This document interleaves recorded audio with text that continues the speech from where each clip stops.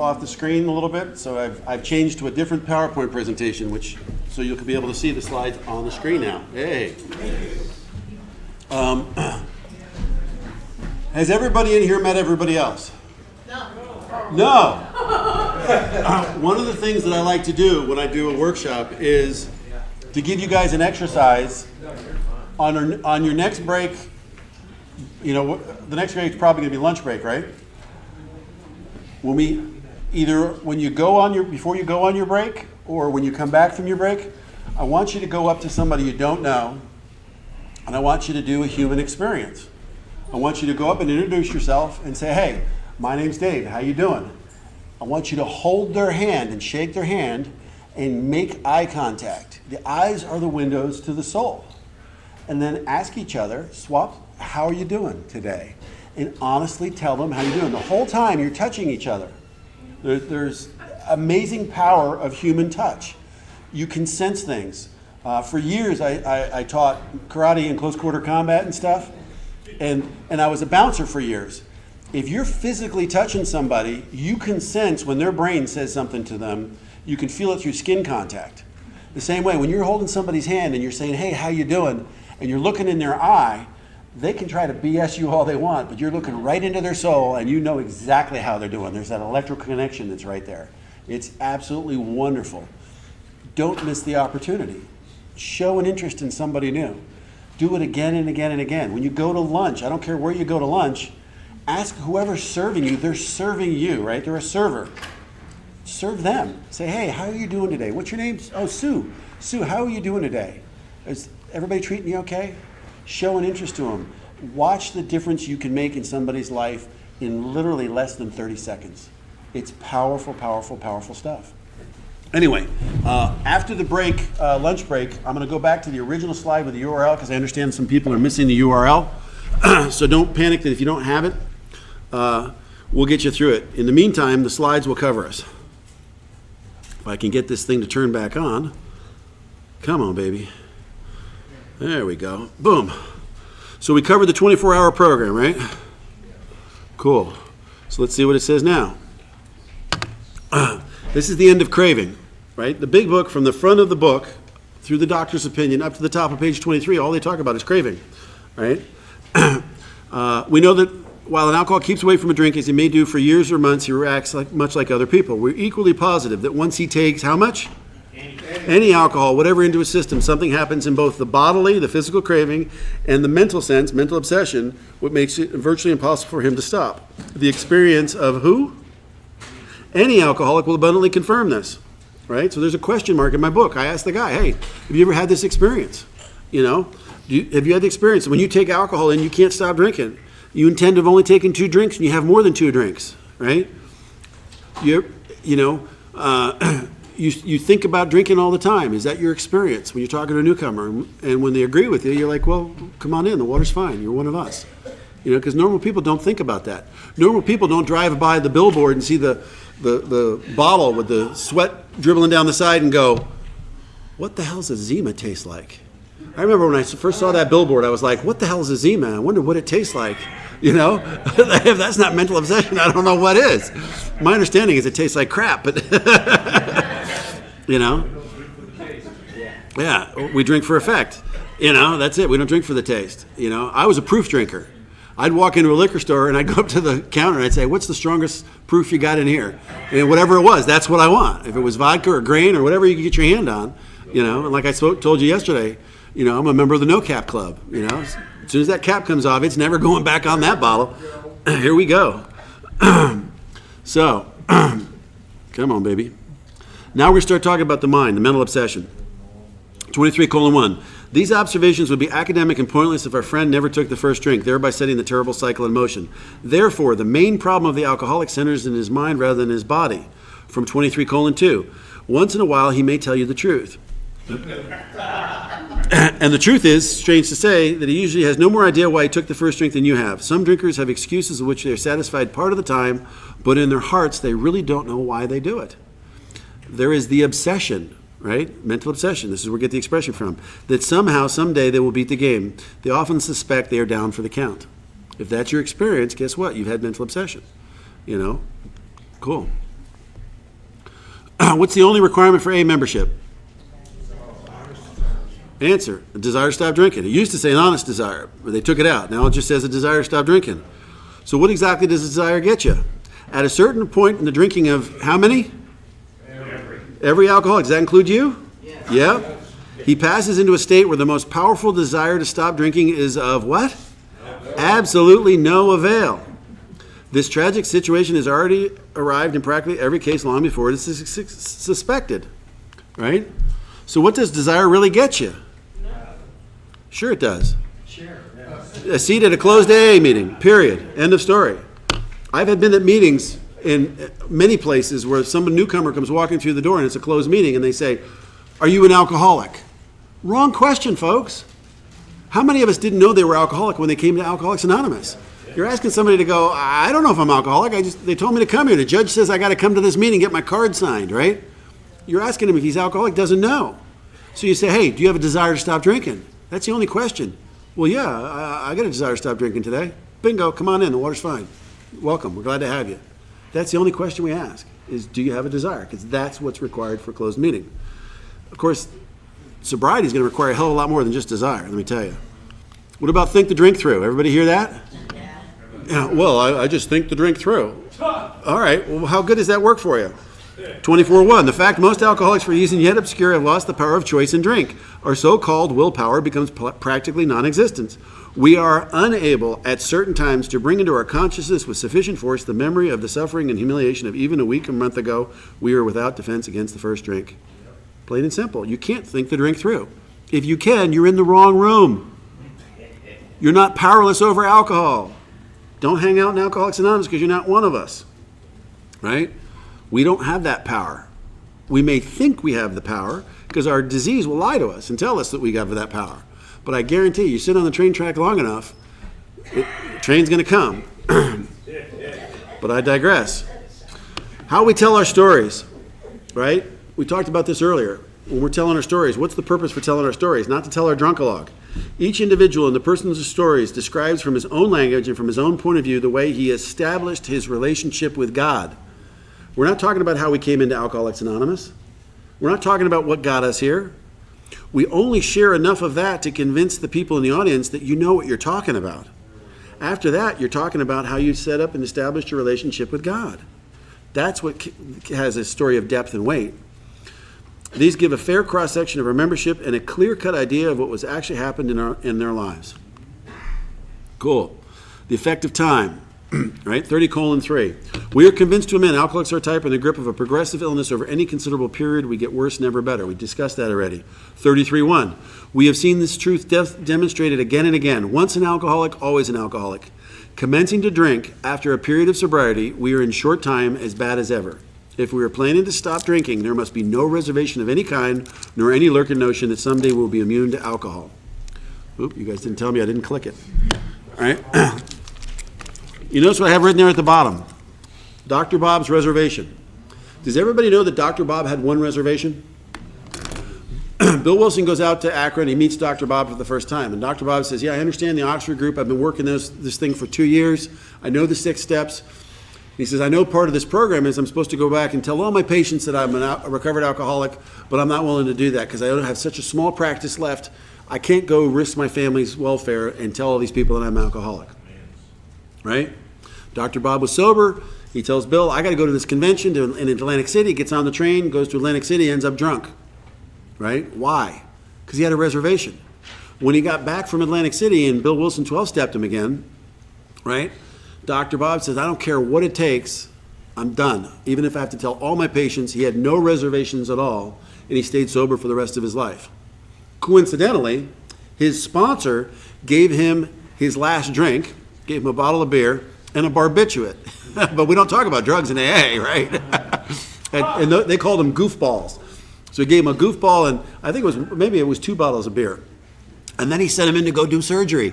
He needed his hands to stop shaking. You know? But I digress. Yeah. The dilemma of mental obsession.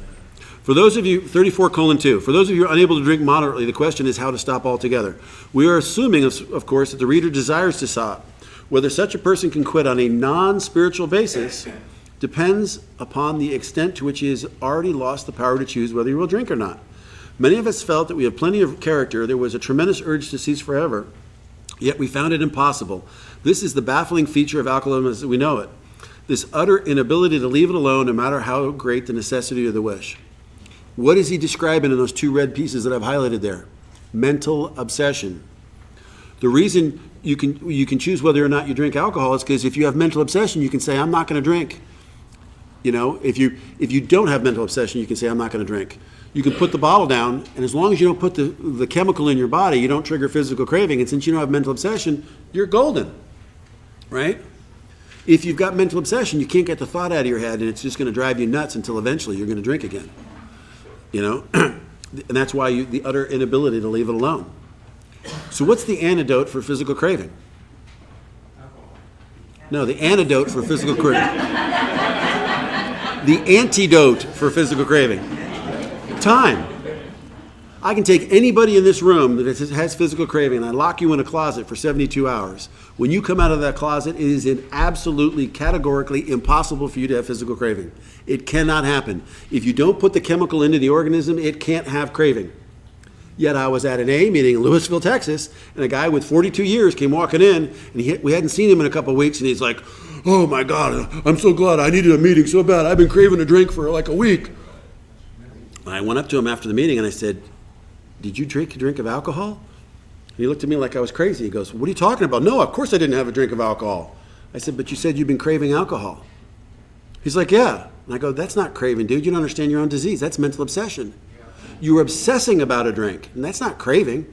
If you didn't take a drink, and he was like, no, that's just semantics. And I went, okay, whatever. I'm talking to a wall, right? You know, I just walked away. He didn't understand the difference, didn't understand his own disease, right? What's the antidote to mental obsession? That's an even more important question. God. God removes the obsession. And for most of us, and it may have been the same thing that was true for me, I had the mental obsession, and all of a sudden one day I realized, I hadn't thought about a drink in a while. I don't know when it was removed. It just went. I was doing the disciplines. I was going to meetings. I was working the steps. I was, being of service, cleaning dishes and doing the stuff. And then one day, in my home group, I realized, wow, I haven't thought about a drink. It's been a couple weeks. Had no idea when it was gone. But because of my disciplines, God removed it from me. It's a gift. Dr. Bob had it for 5 years. He had that obsession. And that was one of the reasons he was constantly working with other alcoholics, because that was his antidote to keep him from drinking. So until God removes it, doing of service is what will work when all other activities fail. It's written right in our book. But I digress. The crux of the problem. This is something I always like to cover with people, right? How many people have been to a meeting where this was the topic? The crux of the problem. It comes from this sentence. So we shall describe some of the mental states that precede a relapse into drinking, for obviously this is the crux of the problem.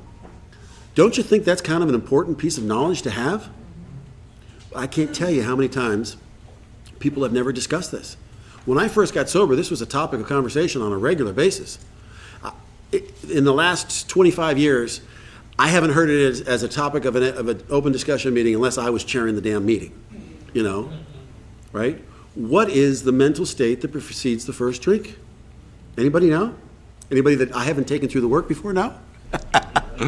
My guys all know. Knowledge. Knowledge is the mental state. And it sounds strange. But before we go out and drink, who made the decision? Us. But nobody on the planet lies to us better than us. Just look at the new guy who comes to the meeting and he's like, oh man, I went out and got drunk last night at this concert. You're like, well, did you talk to anybody before you went to the concert? Well, no, but I thought I'd be okay. He thought he'd be okay. He went and sat on the railroad tracks and he's surprised when he gets hit by a train, right? Knowledge is the mental state. Well, where am I getting that from? Let's take a look. 36:3, physical suffering from which drinking always caused him. He had much knowledge about himself as an alcoholic, yet all reasons for not drinking were easily pushed aside in favor of the foolish idea that he could take whiskey if only he mixed it with milk. Who came up with that idea? Right? Him. Him on his own. If your disease, alcoholism is a disease of separation, of being alone. And it's a disease of stress. All addictions are a disease of stress. The more stress you get under, the more you're going to want to make the stress go away, and our brain knows, hey, what makes that go away? I know what will cure that problem, right? So this is a guy who shows up to work, right, for a business he used to own. He goes into the bar. He thinks he's going to sell a car at a bar, right? Maybe I'll find a prospect, but I'm hungry. I need to eat lunch someplace. And then the idea comes to him, hey, it's not going to hurt me if I just put the whiskey shot in a glass of milk. Can't hurt me then. Makes perfect sense because his disease got him out of the herd. The expression I always use is the wolf picks off the sheep on the outside of the herd. You got to stay in the middle of the herd. My sponsor, Carl, made me talk to 6 alcoholics a day. He looked at me. You know where he got that from? He said there's a sufficient substitute, right? It comes from page 152. You know, it's the Fellowship of Alcoholics Anonymous. So he looked at me and he says, how much on your minimum day of drinking, how much would you drink? And I go, I don't know. He'd say, well, what's the least amount of drinking you could remember that you had in a day? And I said, I don't know, probably a 6-pack. He says, great, I want you to talk to 6 alcoholics a day, right? We substitute our drinking for fellowship. So he handed me a roll of dimes. Back then we had these things called payphones. You put money in, you could make a phone call. He gave me a roll of dimes. He said, I want you to make 6 phone calls a day, right? Thank God I didn't tell him, I drank, 50 drinks a day. I'd be called 50 drunks. All right? So here it is. All these decades later, I still, to this day, I talk to 6 people a day. And I travel for a living. So I might be in China, or I might be in South America, or I might be in Europe. I got to plan my day around making sure I get my six drunks. Because I'm not going to get to the outside of the herd and get picked off. It's a disease of loneliness. Isolation. If your disease can isolate you, then you're left with your own mind, and the problem centers in the mind. But I digress. Where am I at? Next quote. Now we see that when began drinking deliberately instead of casually, there was very little serious or effective thought during the period of premeditation of what the terrific consequences would be. Once again, knowledge will not save you. Right? Next. However intelligent we have been in other respects where alcohol had been involved, we have been strangely insane. It's strong language, but isn't it true? Insanity, right? We're out of our mind. We're insane. We can't bring the knowledge that we know sitting in an AA meeting that's not going to affect me when you're out there by yourself, those crazy thoughts. My father was absolutely a brilliant drunk when he was trying to control his drinking. He says, I got the perfect system. And he put 3 rubber bands on this hand. I'm only going to drink 3. And he'd drink his first drink, he'd take 1 rubber band off and put it on this hand. He'd drink number 2, he'd take the rubber band, put it off on this hand. And then he'd forget which hand he started with. And he'd say, fuck it. The rubber band system did not work. 39.1. But the actual or potential alcoholic, with any exception, will be absolutely unable to stop drinking on the basis of what? Knowledge. This is the point we wish to emphasize and reemphasize to smash home upon our alcoholic readers as has been revealed to us at a bitter experience. Boom. He was 40:0. He was positive that his humility experience plus the what? Knowledge he had acquired would keep him sober the rest of his life. Self-knowledge would fix it. Right? And then look what happened. Not only had I been off guard, I had made no fight whatever against the first drink. This time I had not thought of the consequences at all. He did not think. Knowledge was a problem for him, right? He thought he had a defense, and he didn't. 42:1. I now remember what my alcoholic friends had told me, how they prophesied that if I had an alcoholic mind, where's knowledge come from? Alcoholic mind. The time and place would come when I would drink again. They said that though I did raise a defense, it would someday give way for some trivial reason for having a drink. Right? 42:0. Well, just that did happen and more. For what I had learned of alcoholism did not occur to me at all. I knew from that moment I had an alcoholic mind. I saw that willpower and what? Self-knowledge would not help in those strange mental bank spots. You cannot think your way through recovery. Once more, the alcoholic at certain times has no effective mental defense against the first drink. Except in a few rare cases, neither he nor any human being can provide such a defense. His defense must come from a higher power. Right? Knowledge is the threat to you. So how many of you got more than 3 years of sobriety? Right? How many of you put yourself into a situation where I'm going to go to a drinking party or whatever and you're going like, I'll be all right, I'm good. Or how many have had something really good happen in their life and you're like, well, shit, I don't need to go to my home group. I'm there all the time. I can miss a meeting. Who's making that decision? Knowledge, right? Who lies to you better than anybody on the planet Earth? You. And that's who you're going to listen to? That same person's the one who got you here, and you're going to listen to them? Right? What are we supposed to do before we put ourselves into that situation? Number one, we're supposed to have a significant reason for going there. And number two, we're only allowed to go there if and only if we're in sound spiritual condition. That's not knowledge, right? We're making sure that we have a reason to be there, and then we make sure we're spiritually centered. We got our spiritual armor on. And then what I personally do is I always have my big book. If it's not it's on my phone now, and I've got phone numbers. So if I get into a situation and I start feeling a little squirrely, and then I see somebody pouring a glass of champagne and I'm watching them, and they drink half of it and they leave it there, and I'm focusing on the fact that's alcohol abuse. You left half a glass. I realize, wait a minute, something's wrong. I go to the men's room and I can call somebody. I can get back in the middle of the herd, or I get the hell out of there, because I don't belong there. Does that make sense? Cool. Next, are you an alcoholic? In the preceding chapters, from 44:1, you have learned something about alcoholism. We hope we've made it clear the distinction between the alcoholic and the non-alcoholic. Remember I said that if, it's a conditional statement. If, when you honestly want to, you cannot quit entirely. Or two, if when drinking you have little control over the amount you take, you are probably alcoholic.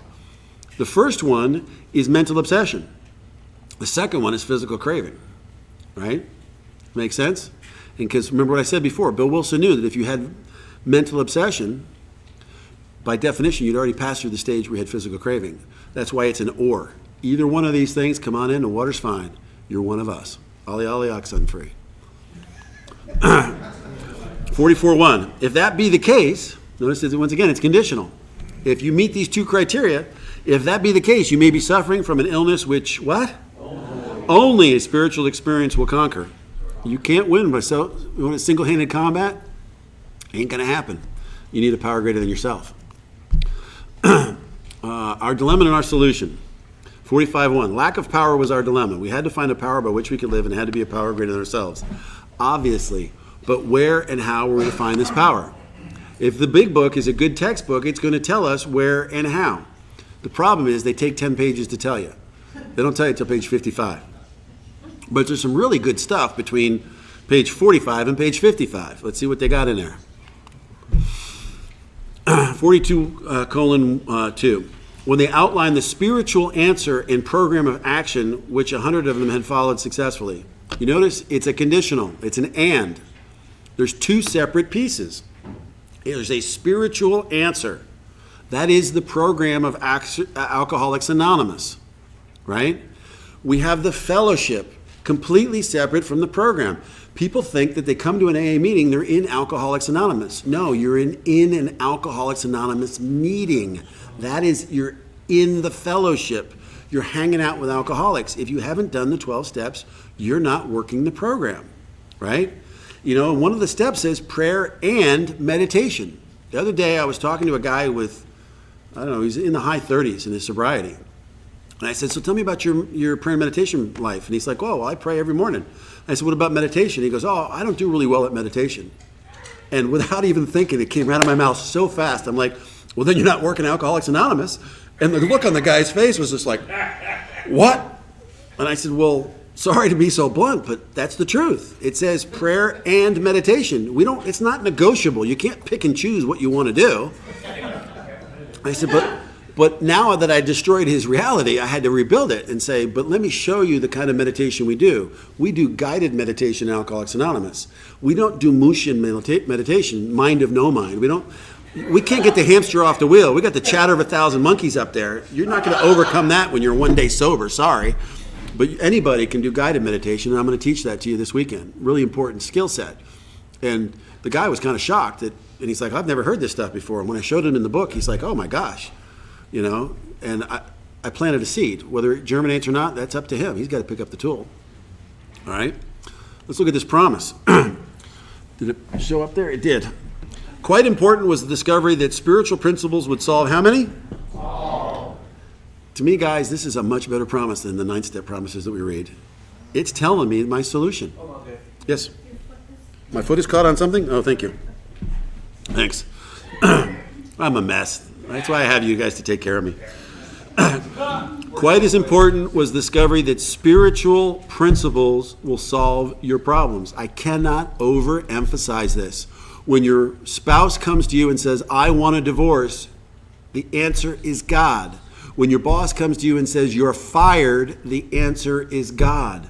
When the doctor comes to you and says, it's a bad test result, the answer is God. I cannot beat that into you enough. And it doesn't seem logical. When I broke my back and the doctor said, you're probably not going to walk normally ever again and your flying days are over, I looked at him very seriously straight in the eyes and said, you don't know my God. And he got this look on his face and he's like, what? I said, I'm going to fly again. You don't know my God. 5 years later, I was flying again. Defied reality, right? But he honestly didn't know my God. And I fell back on the power of God. You know, I've done it over and over and over and over again in my life. When it's the darkest, you got to go back to God. It's the only thing we have, folks. To think you have anything else is a fool's errand, because that means you're running the show and you're an idiot. You're working for an idiot, you know. But I digress. And no, I don't have an opinion on the subject. All right, the big book gives us four items to commence spiritual growth, right? Let's take a look at them. Number one, we found as soon as we were able to lay aside prejudice. What is prejudice? A preconceived idea. Thinking beforehand before we even know what the facts are, right? Two, we have to express even a willingness to believe in a power greater than ourselves, right? There it is again, willingness. Remember I said there's willingness in all the steps? We commence to get results even though it was impossible for any of us to fully define and comprehend the power which is of God. Check out this conditional promise. It's a wonderful thing. As soon as we admitted the possible existence of a creative intelligence, the spirit of the universe, the totality of all things, we began to be possessed of a new sense of power and direction, provided, there's the condition, we took other simple steps, right? Well, let's see if we can find them. 46:2, we found that God doesn't make too hard terms with those who seek him.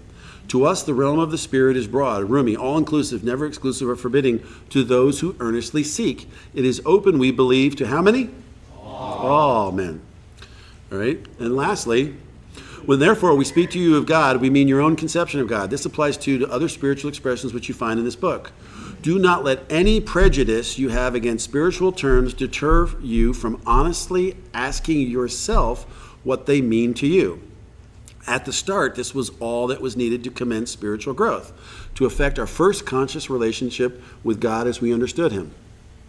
That's where I get the expression 4 items to commence spiritual growth. They're up there, 1, 2, 3, and 4. All right? Well, if he gives us the things to start spiritual growth, let's see if he gives us a warning. 3 blocks to spiritual growth. 47:4 to 48:0. Besides a seamlessly ability to accept much unfaith, we often found ourselves handicapped by obstinacy. Alcoholics are obstinate.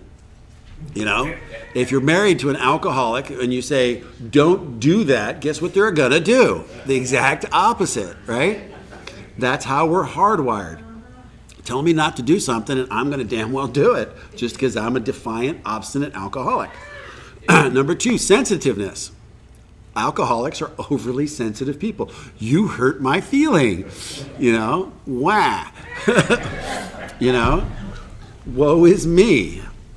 You know, our favorite song is, you know, nobody loves me, everybody hates me, I'm going to go eat worms.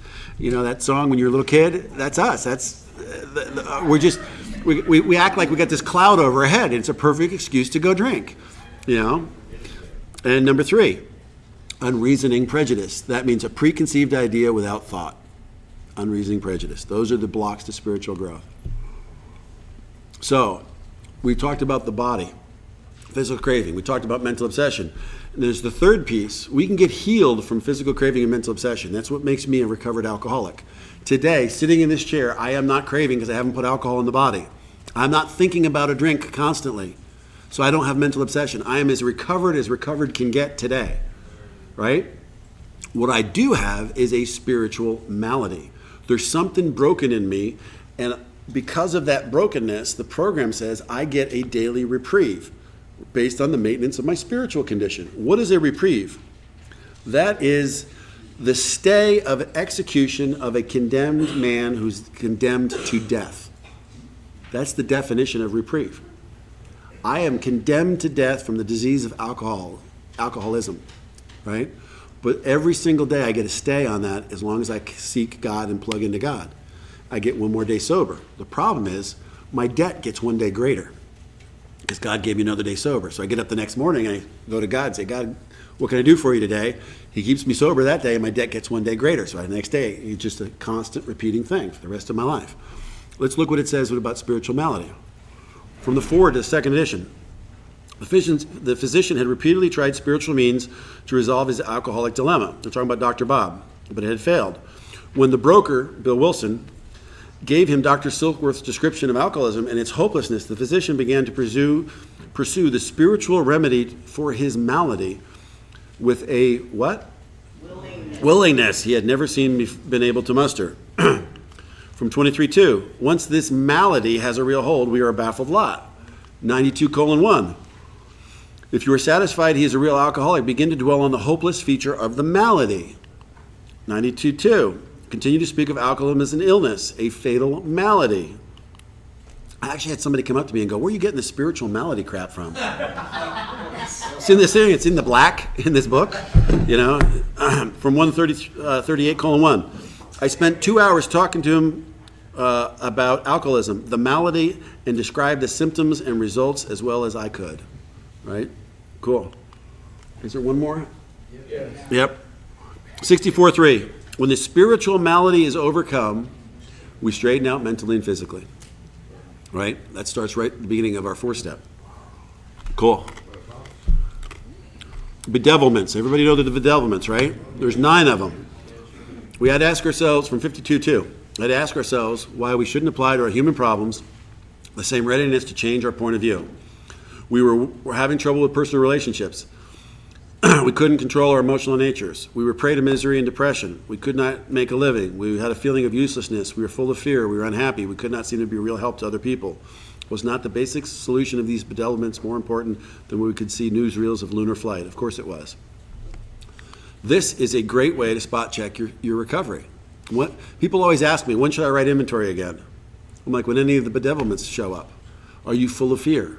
Is it biting you in the butt? When you're doing your daily 10 step and you're going through, your 11 step, going through those 12 questions every morning, is fear showing up? Is resentment showing up? Do you have spiritual plaque in your life? Can you see that you're having trouble with relationships? Is everybody an idiot that's pulling out in front of you that's doing 5 miles an hour below the speed limit? It's probably time to write inventory. There's somebody back there shaking their head like, yeah! Oops, back one. From the 12 and 12. Many AA goes in for annual or semi-annual house cleaning. I am one of those guys. I go in for semi-annual house cleaning. Every January, every June, I write inventory, right? Because as good as my 11th step is and my constant checking, nobody lies to me better than me. And I'm the idiot doing the checking on a daily basis. So because of that, some stuff slips through the cracks.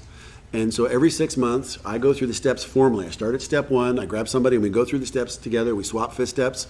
It's a wonderful experience because you're peeling an onion, and there's a new layer that needs to come to the surface. I've had dozens and dozens of old-timers that are sitting in AA meetings going, well, you do one inventory for the rest of your life. And I'm like, no, I don't know where that's written.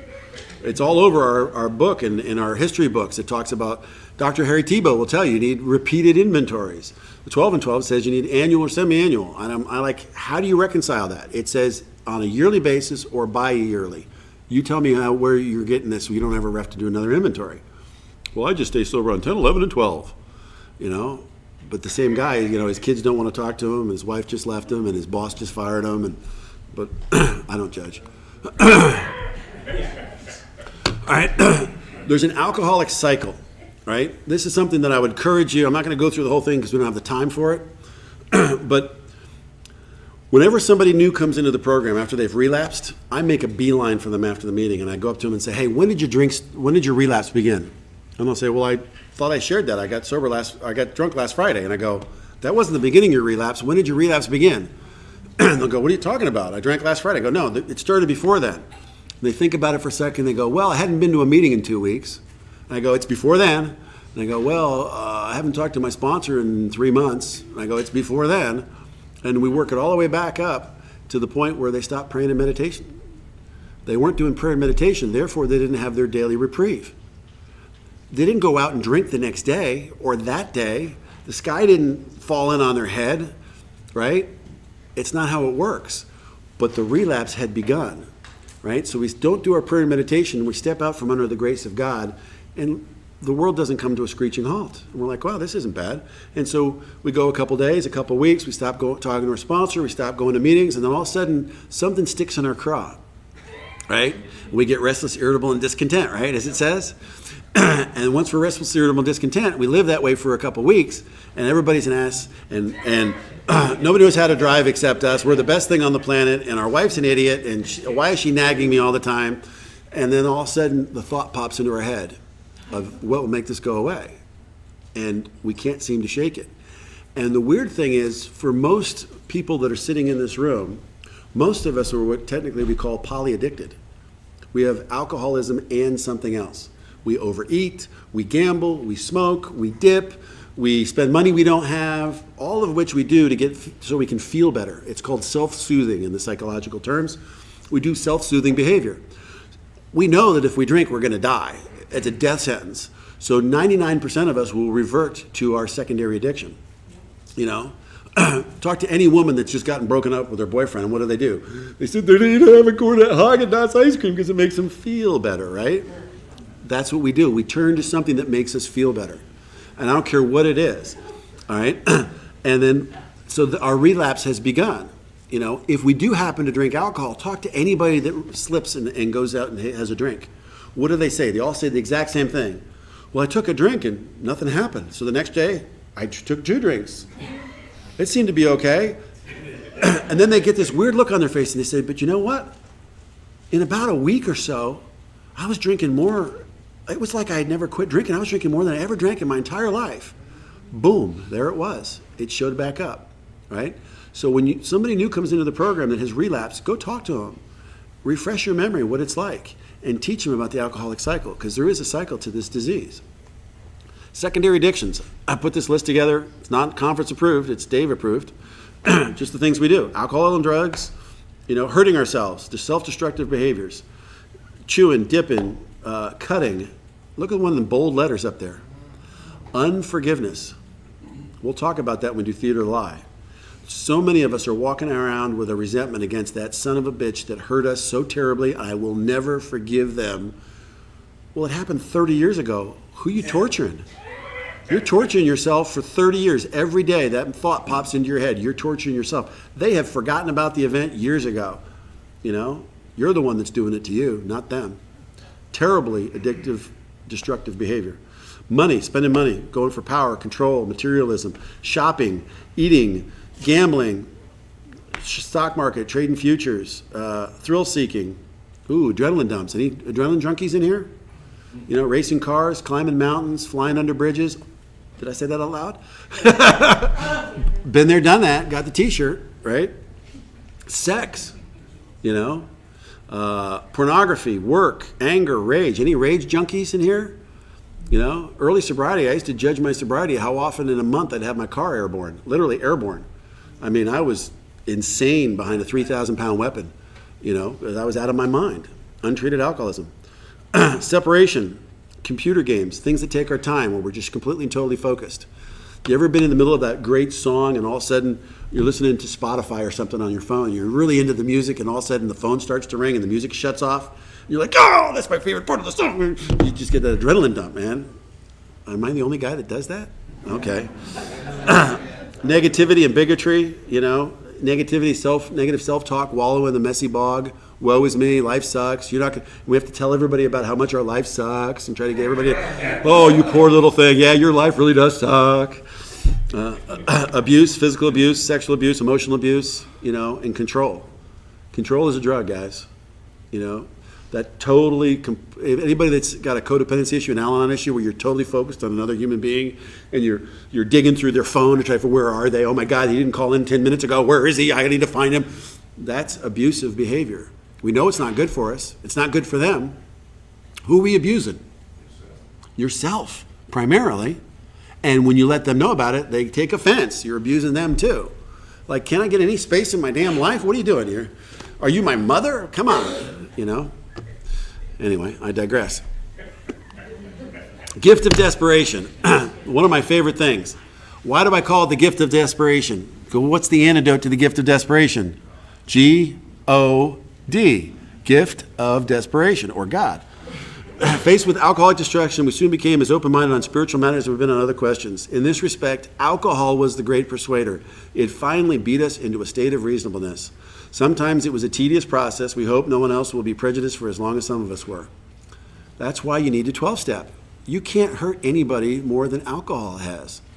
It will beat them into a state of reasonableness. Somebody comes in and says, well, I'm an atheist. I don't believe in Alcoholics Anonymous because it says you got to believe in a power rating. Good luck. Here's $20. I'll drive you to the bar, Doesn't bother me a bit.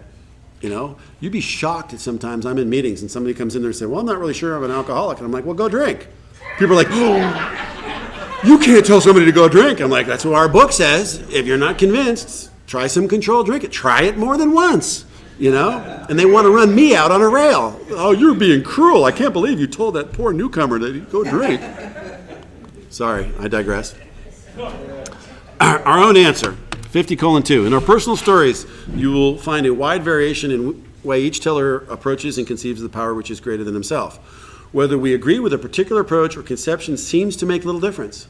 So I don't care if you're a Muslim, Christian, Jew, Shinto, Tao, you want to believe in a doorknob, it doesn't matter from my perspective and what the book says. It's for you to decide, right? Experience has taught us that these are all matters about which, for our purpose, we need not be worried. They are questions for each individual to settle for himself. When I first got sober, I used to say, if you don't believe in God, you can get sober with my God. I don't say that anymore because you can't. You got to get sober with your God, your conception of a power greater than yourself. And I have now learned how to show you how to find a conception greater than yourself. So if you don't understand, I'll say, well, here, let's try some exercises, and I'll give them some tools to help them discover a power greater than themselves. Because that's what my job is as a sponsor, But I tell them point blank, you can't get sober with my God, because my God's my God. It won't make sense to you. You got to understand what your God is. Some people have, particularly Catholics, have a mean and judgmental God, because that's what they were taught. And you have to go to confession every week because we're bad people. They've been beaten into them since they were little kids. There's other people that their God is just pure love and gracious and kind. And how do you get two extremes? A lot of our idea of God is what we were raised with or what our experience in life with. And we've all had different experiences. So let's see what your experience, what have you learned from those experiences? So we go through the experiences and pull out God's and the little miracles and the things that you know to be true from your own personal experience. And before you know it, a mosaic of your own God appears. And that's your conception of God. I don't have to agree with it. That's you from your own experience. And that's the job of a sponsor, is to help you get to that point. Does that make sense? Cool. Next. Second step proposition, one of my favorite pieces of the book. When we became alcoholics, crushed by a what? Self-imposed. So who did it to you? You, that's right. Person in the mirror. We could not postpone or evade. So is there any door number 3? No. Is there any door number 2? No. There's one door, right? This is the one thing you're going to have to face if you're going to be working the program of Alcoholics Anonymous. We had to fearlessly face the proposition that either God is everything or else he is nothing. God either is or he isn't. What was your choice to be? Arrived at this point, we were squarely confronted with the question of faith. Couldn't be any clearer, right? If God is everything, what do we have to give to God? Everything, right? What's the problem with alcoholics? When we walk through the door, we want them to get the monkey off our back, right? God, I can't stay sober. I just need help with this. I'll keep the girlfriend. Don't worry about the bank account. I got the bank account. I got the job. I'll just get the monkey off my back. That's not what Alcoholics Anonymous is selling, folks. You have to give it all to God. Your health, your sobriety, your work, your career, all of it goes to God. And we have faith that God's going to give back what's in our best interest. That's why it's critically important to have a conception of a God of your understanding. If you don't trust that God's going to give you something back that's a deal breaker for you, you're never going to give it to him in the first place. Does that make sense? Really important. So where and how do we find God? Remember the original question from page 45? They're going to tell us. Where? Actually, we're fooling ourselves. For deep down in how many? Every man, woman, and child is the fundamental idea of God. It may be obscured by calamity, by which is insanity, chaos, by pomp, ego, or by worship of other things, money, control, power, authority. But there's some form or other, it is there. For faith in a power greater than ourselves and miraculous demonstration of that power in human lives are facts as old as man himself. And so how do we find God? 55:3. We finally saw that faith in some kind of God was part of our makeup, just as much as the feeling we have for a friend. Sometimes we had to search fearlessly. Where are we going to see those two words again? Fourth step, right? Fearless and searching moral inventory, right? Sometimes we had to search fearlessly, but capital He was there. He was much as a fact as we were. We found the capital great reality deep down within us. In the last analysis, it is what? Only there that He may be found. The Spirit is in you. Remember, where does the problem reside? In our minds. Top of page 23, right?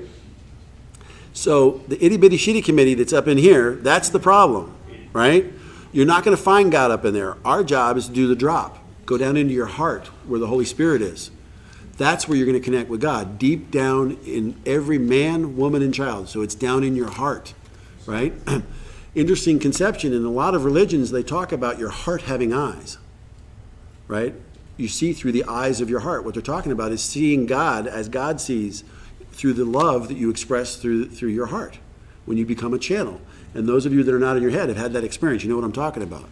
If you haven't had that experience, give us some time. We'll show you how to have that experience. The proper attitude promise, right? If our testimony helps, number one, sweep away prejudice. Two, enables you to think honestly. Encourages you to search within yourself. If you wish, you can join us on the broad highway. With this attitude, what? You cannot fail. Talk about a promise. You cannot fail? Are they lying? No. This attitude is going to be repeated again back when we do our daily prayers and meditations. There's a section there where it talks about an attitude. And they're making reference to this, right? We need the four things. You need to sweep away prejudice, think honestly, encourage you to search where? Within yourself, in your heart. Not in your mind, in your heart. And then you can join us on the broad highway, right? Way cool. Second step instruction. We passed right over it. It says, therefore, when we speak to you of God, we mean your own conception of God. This applies to other spiritual expressions you'll find in this book. Do not let any prejudice you have against spiritual terms deter you from asking yourself. Oh, did it click? There we go. Do not let any prejudice you have against spiritual terms deter you from honestly asking yourself what they mean to you. This instruction tells you to go through the big book and look for every spiritual instruction and ask yourself what it means to you. Most 99% of the people in the program of Alcoholics Anonymous have never done this. You know, there's expressions in the big book like the Tsar of the Heavens. I had to look up what a Tsar was. It's a Russian ruthless dictator from the 1930s. Well, is that my conception of God? Hell no, right? That's not what my conception was. And so I had to go through and look at the spiritual expressions in the big book. Well, being an anal retentive that I am, I've created a sheet with every expression of God in the big book, right? These are every single one of the instructions. And on that link that I gave you earlier, if you go in there, you will find the 7-second step exercise. And it's every single spiritual expression, and I give you the page and the paragraph number, right?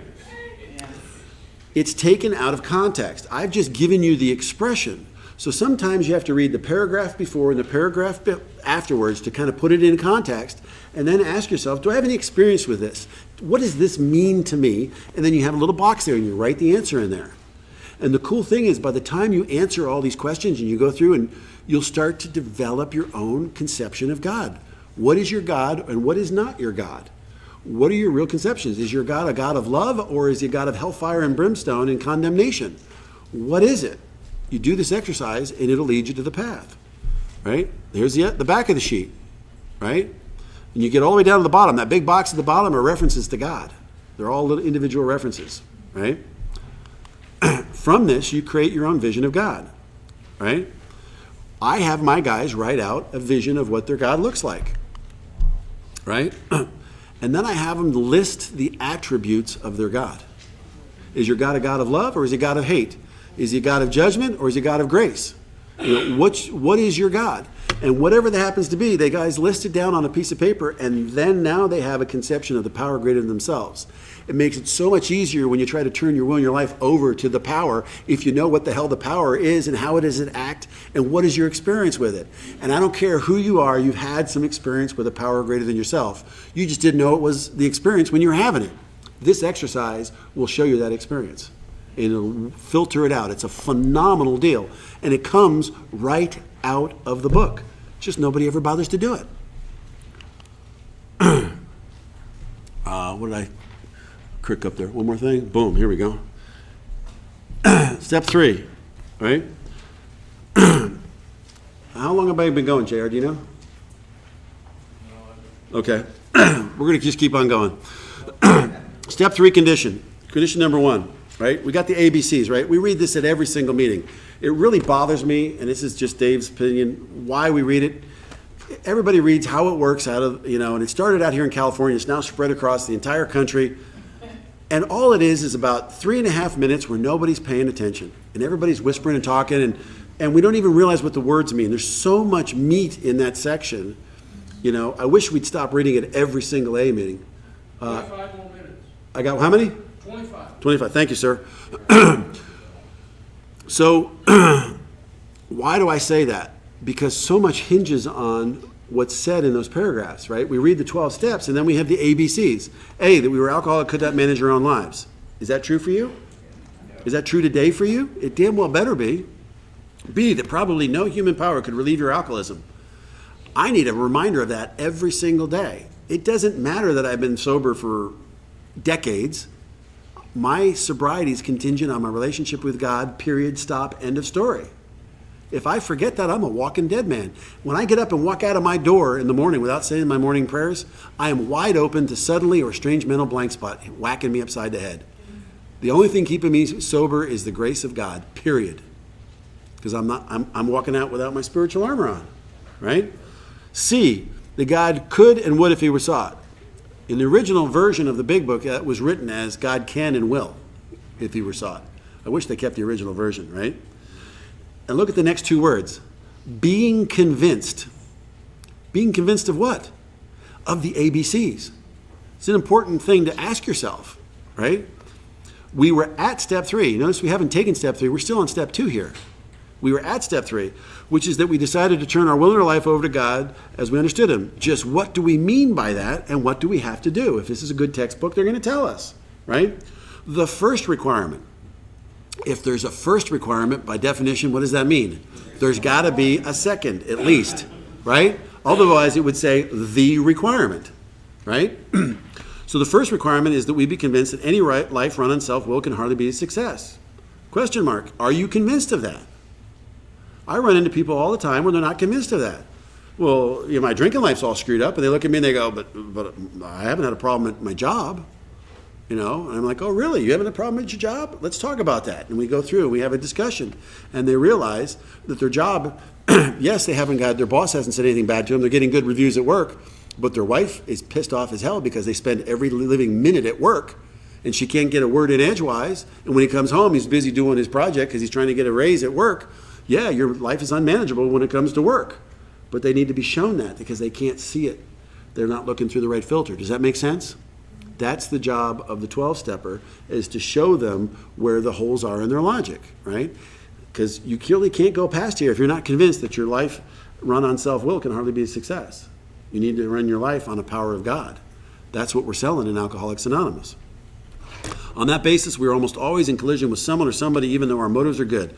Most people try to live by self-propulsion. Each person is like an actor who wants to run the whole show, is forever trying to arrange the lights, belly, and the scenery and the rest of the players in his own way. That's self-will run riot right there, guys, in description. If you can't identify with that, you might be in the wrong place. Second condition for step 3. This is the how and the why of it. Here comes our second condition, right? Remember I said first, and here comes number 2. First of all, we had to quit playing God. It didn't work. Question, is that your experience? When you play God, are you successful at it? If you were, you wouldn't be sitting in this room, I can tell you that. but it needs to be brought out, right? It didn't work. Next, we decided hereafter in this drama of life, God was going to be our director. He's the principal, we are his agents. He is the father, we are his children. Most good ideas are simple, and this concept was the keystone of a new and triumphant arch through which we pass to freedom. Right? The third step decision. We already started talking about this, right? What is the decision, right? The decision is that God is going to be our director. What does a director do for the actor? He tells them what to do. So I'm going to let God tell Dave what to do. That's my first part of my agreement. There's 3 parts to this agreement. The second thing is he is the principal, we are his agents. I like to think of an insurance company. If State Farm is your insurance company, the corporation of State Farm is the source of power. I go to Joe Blow, the State Farm agent. He represents the source of power. He writes the contract. I pay him the money. When I have a claim, I go to him, and he goes to the source of power, and the source of power cuts the check. He doesn't cut the check. He's not the source of power. He's just the agent. So I'm going to let God be the source of power. He's going to tell me what to do, and I'm going to be representing God here on this earth in this physical form. So I'm not working for me, I'm working for God. He is the father and we are his children. What is a father supposed to do for his children? Love them unconditionally. Period. Stop. End of story. I always tell the story. I saw an interview of Jeffrey Dahmer's dad. And he's got tears running down his face. And he says, my son has done abhorrent things. And through the tears, he chokes out, but he's still my son and I love him unconditionally. I detest what he did to those people, but he's still my son. That's a father. He loves unconditionally. He provides, he protects, he cares for, he instructs, he teaches. And when we get out of line, he corrects us back. That's what a good father is supposed to do. So the agreement for my third step decision is I'm going to let God tell me what to do. I'm going to be God's representative here on this earth, and we're going to have a father-son relationship where I'm going to trust him to love me unconditionally, provide everything I need, give me all the resources I need, and I'm going to stick close to him and do his work well, period. End of story. That's the third step in a nutshell, right? And then Bill Wilson gives this wonderful prayer, right? It's highlighted in red. And look down in the second paragraph. I've highlighted in red. It says the wording was, of course, quite optional, so long as we express the idea, voicing it without reservation, right? If you've never written your own third step prayer, you're missing a really cool experience. It's an awesome experience. Even the new guys, we read this third step prayer, we get on our knees and we say the third step prayer, Bill Wilson's third step prayer. But if the guy's been sober any length of time, I send him home with an homework assignment, and that's to write his own third step prayer to go through. Take Bill Wilson's prayer and use it as an outline to write his own, right? So my goal is to have him make the third step prayer his own, right? More specific, the prayer goes, God, I offer myself to thee. Well, what are you offering to God? Be specific. Are you offering him your sobriety? Yep. Are you offering him your life? Well, what part of your life? Your relationship? Yep. Your health? Yep. Your work? Yep. Your bank account? Yep. More is better in this scenario. When you're writing this prayer, the more detail, my third step prayer is a full 8.5 by 11 page now. And I rewrite it every 6 months when I go through the steps formally. And when I do my prayer and meditation, I will use that third step prayer. I'll whip it out of my big book, and I get down to it, man, and it starts to take on new meaning. It's fresh. I'm not going, God, I offer myself to be the building to do this. I mean, you can quote the prayer. It doesn't mean anything if you're not focused on the meaning behind the words. But when you write it for yourself, it comes alive, and it's yours, and it's unique, and there's not another one. There's not another one on the planet like it. It's the coolest thing to see some little knucklehead who 2 weeks earlier didn't understand God at all. And now he's looking at you with tears in his eyes, and he's talking about his God.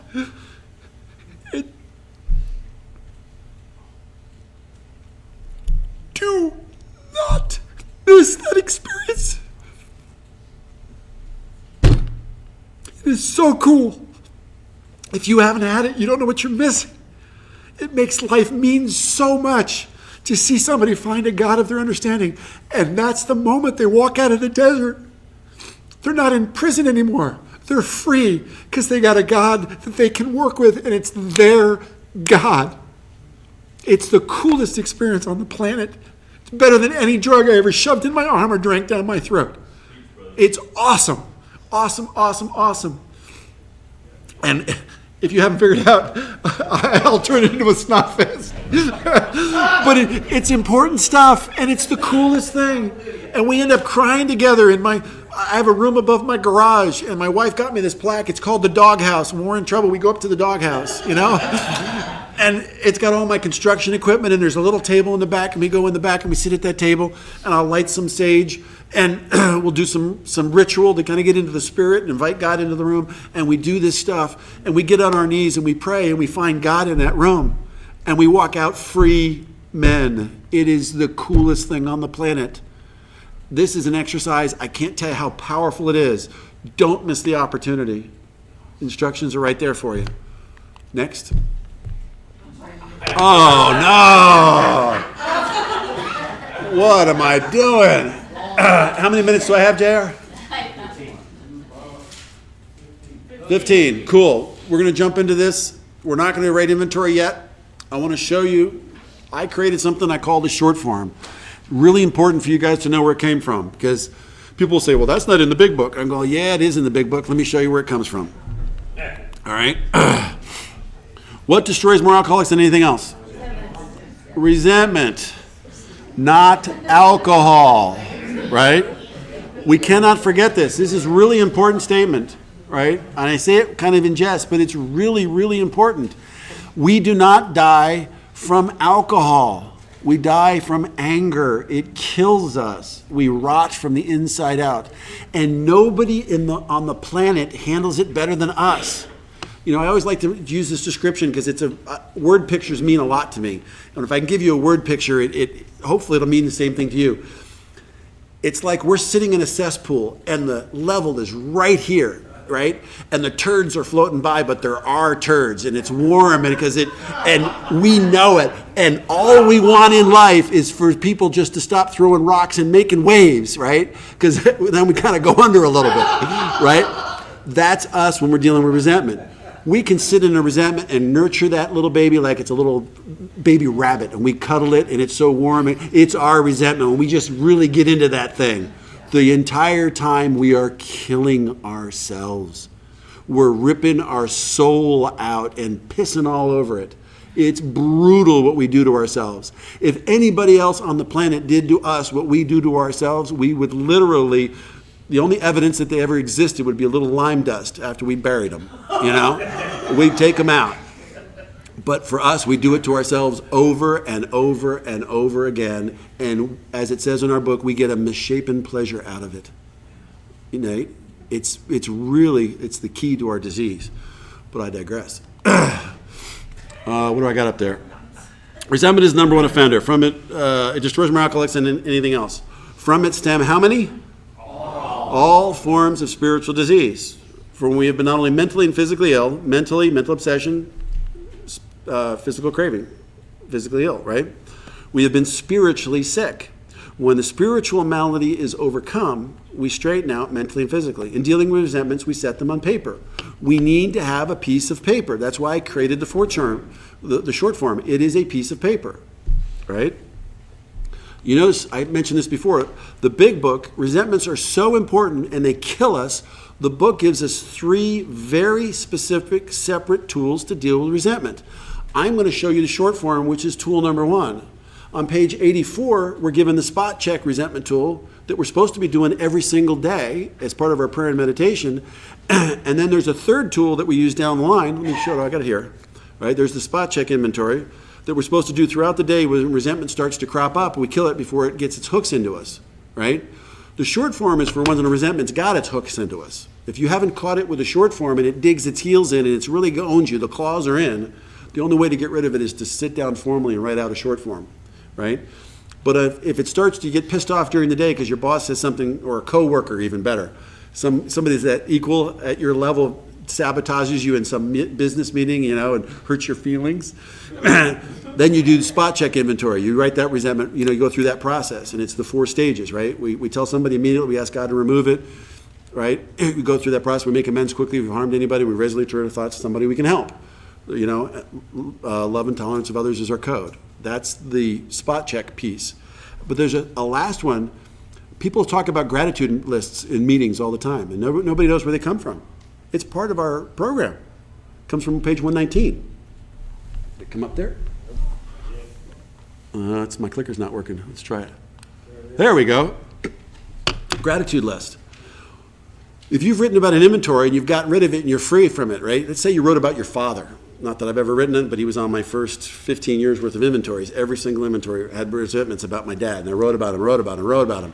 And I finally put it to bed. I got my dad out of my mind, and then I go to a family gathering, and everybody starts telling me stories and reminding me about the events that were on my old inventories, and they start to try to rekindle that resentment, and they're making fun of it, and they're laughing about it at my expense. That's a resentful thought, and here it comes. If I allow it to go, that resentment's going to get its claws back into me. Or I can be grateful and say, you know what, thank God it's not then. Thank God I'm sober today. Thank God Dad's sober. And boom, you do the gratitude list, 3 or 4 items on that gratitude list, and before you know it, that thought's gone. It doesn't own you. It's a powerful tool. It comes right out of our program from page 119. When resentful thoughts come, pause, not take action, pause and count your blessings. It means you got to stop, reconnect with God and say, geez, God, thank God you've given me all this grace. Look at these blessings I have in my life. It's like looking at the glass half full instead of half empty. This is a short form, right? Let's break it down and see where it comes from, right? Top left-hand corner, highlighted in red, it says people, institution, or principle, right? Boom, I gotta keep going. Column 1, we listed the people, institutions, or principles with whom we were angry. It comes from 64:3. All I did was quote it and put it up in the top left-hand corner. All right? Column 2, we asked ourselves why we're angry. Right? From 65:3, we went back through our lives. Nothing counted but thoroughness and honesty. So what do I have up on the top of the short form? I have, why are you angry? It says we ask ourselves why we're angry. Be very specific, and it must be the truth. The book says that it must be thorough, and we have to be honest about it. I found that when it comes to the word thorough, it wasn't translating. People were getting it wrong, so I changed that a little bit and said it's got to be specific. Example, one of my early inventories was my dad, column 1, always beat me, was column 2. And my sponsor said, so your dad's in prison? I said, what are you talking about? And he says, well, if he always beats you, he'd be in prison today. I wasn't being thorough. I wasn't being honest. I call that the mushroom theory. You take a little piece of truth and you cover it over with a whole bunch of bullshit. What I needed to say was when my father beat me, or the 6 times in my childhood that my father beat me. That was the truth. It has to be very specific, because everything in column 3 is based off what's in column 2. If you have a lie in column 2, then all of column 3 is a lie and all of column 4 is a lie. So get very specific and have it be the truth in column 2. Does that make sense? 2 things I'm always looking for is always and never. Instant red flag. If I see an always in there, stop. Let's talk about this. How can it be always? There's very rare accounts where it's always. Same thing is true with never. My mother was never there for me. I wish I had a dime for every time I heard that crap. I'm like, oh, so your mother abandoned you when you were a child? Well, no. Well, then she was there sometimes. It may not be the way you wanted. Let's get specific. Does that make sense? And I'm making fun of this, but after you've done it so many thousands of times that I've done it, it gets kind of funny after a while. You don't understand. I'm different. I call that the alcoholic battle cry. You just don't understand. I'm different. I'm unique. Yeah, right. All right. Then the big book gives us this example, right? And it says from 64:3, in most cases we found that it was our number 1, self-esteem, number 2, our pocketbooks, number 3, our ambitions, number 4, our personal relationships. Then it goes down under 9, and I got it highlighted in red. There's our security, then further down it says our sex relations, and then in column 3, all the way down on the far right, there's pride. Those are the 7 areas of self that the big book gives us to be effective. So on my short form, there they are. Boom, 7 areas of self. I just took them out, and I gave you a little definition. This is Dave's definition for what each one of those words means. Makes it easier to do the inventory when you look at it. To say, did it affect my self-esteem, how I feel or see about myself? Well, yeah, if it affects that, then it makes it easier to answer the question, yes or no. Right? We're going to do something later when we come back from lunch. We're going to do something called theater of the lie. which is an expanded third column. We're going to take a look at what's really going on in our mind behind column 3. I don't do that anymore normally, but as a favor for JR, he dragged me out of my obstinacy to say, okay, I'll do Theater of the Lie for you guys, because I found that when I would teach Theater of the Lie, people would get stuck in the third column, and they wouldn't ever get to the fourth column. And they'd start to try to figure out the characters in their head and try to control the characters in their head. And as Einstein said, you can't solve the problem with the mind that created it. It's just impossible. So I stopped teaching it. I take guys through differently now, and what they don't realize is we're really kind of doing Theater of the Lie. They just don't know. I don't call it that, and they don't know what the hell I'm doing to them. But we're talking about the Itty Bitty Shitty Committee, and we're going to cipher that out. And I show them what's the takeaway, and I'm going to show you guys. There's a valid takeaway from Theater of the Lie that you should carry you into column 4 when you get there. Today, I look at column 3 like a scale. You know how we always like to use the scale from 1 to 10? In Alcoholics Anonymous, we have a scale from 1 to 7. If this resentment affects all 7 areas, I call it a full Monty. That's a monster resentment. I got to take care of that like right now. If it's only affected like 3 areas of my life, am I going to run out and get drunk over it tomorrow? Probably not. But if I don't address it 3 months, 6 months, a year down the road, guess what? It's going to affect 5 areas of my life. And if I don't address it then, pretty soon it's going to address 7 areas and I'm going to get drunk over it. So it's still a valid, it has the potential to kill me. It's just it's not a coiled cobra ready to strike like a 7 area is, or a 6 area.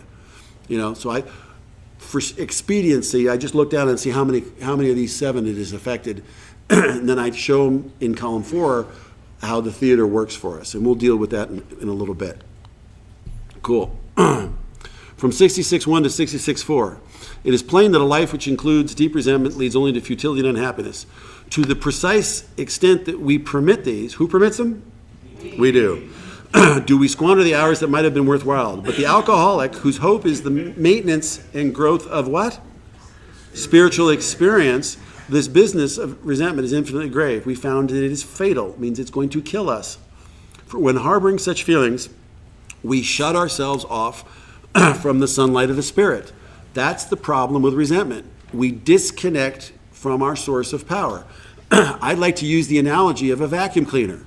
All of us have had the experience probably when you go around the corner with a vacuum cleaner, you get to the end of the cord and you're still trying to get that last 6 inches, and all of a sudden, boom, it becomes unplugged. You know instantly when that vacuum cleaner is unplugged from its source of power, right? Why is it that we don't in our lives? We get up in the morning, we say our prayer and meditation, we're connected spiritually, we can feel the presence of God, our skin is electric, we walk out the front door, and then we wake up like 2 hours later and we're pissed off, and we don't understand when we unplugged from that cord, but we plugged back into our ego, right? That's why resentments are so dangerous, because we disconnect from God and we don't even realize we've disconnected from God. The moment you disconnect from God, you're wide open for suddenly or strange mental blank spot. You're walking out without your spiritual armor. You're wide open to get drunk, and all it takes is somebody to piss us off the right way, that we didn't realize our buttons were sticking up too high and they pushed on that button and boom, we're off to the races, right? Look at the next sentence. If we were to live, is that important for you? I think so. What? We had to be free of anger? That's like our number one go-to tool. And they're taking that away from us? They better give me something to replace it with. And we do. God. Right? The grouch and the brainstorm were not for us. They may be the dubious luxury of normal men, but for alcoholics, these things are what? Poison. We turned back to the list. What list? Column 1, 2, and 3. For it held the key to our future. Is that important? The key to your future? I think so. We were prepared to look at it from an entirely different angle. We began to see the world and its people really dominated us. In that state, the wrongdoing of others, fancied or real, whether it's truth or not, it has the power to actually kill.